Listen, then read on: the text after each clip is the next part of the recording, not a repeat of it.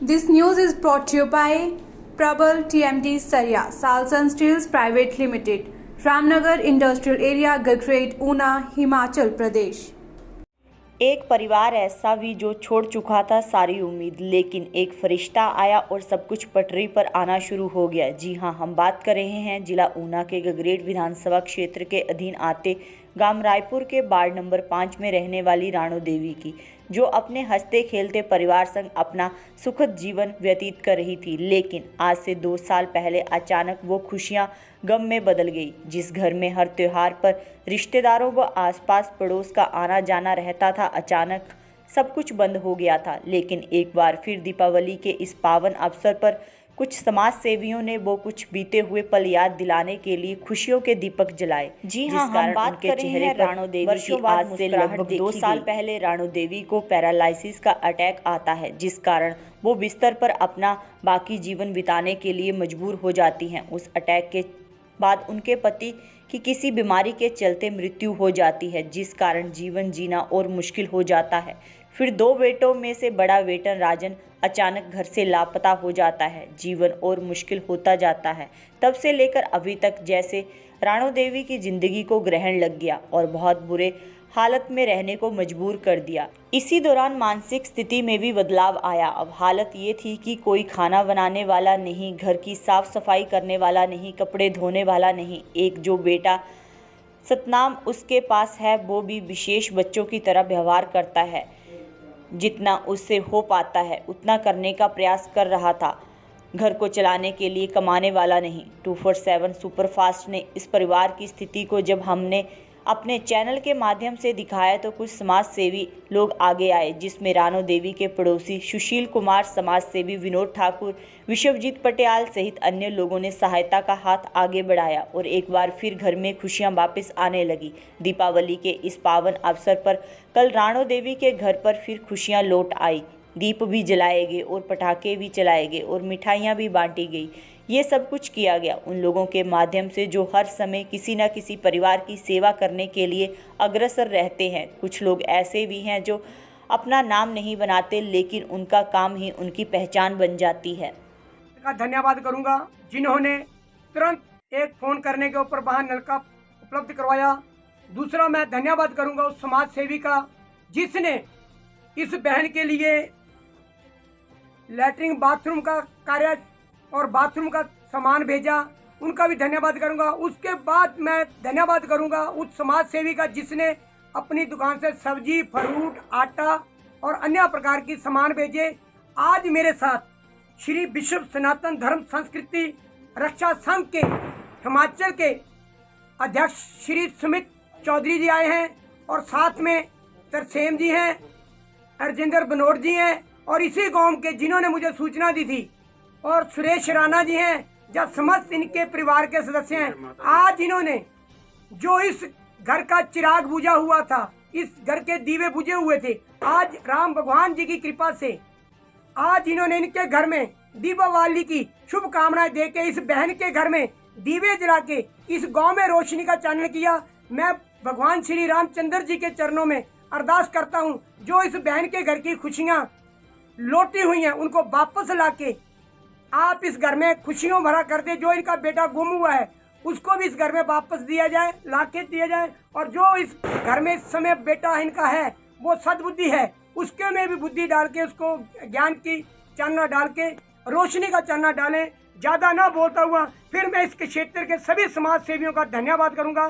Jai Shri Ram, Jai Shri Ram, Jai Shri Ram.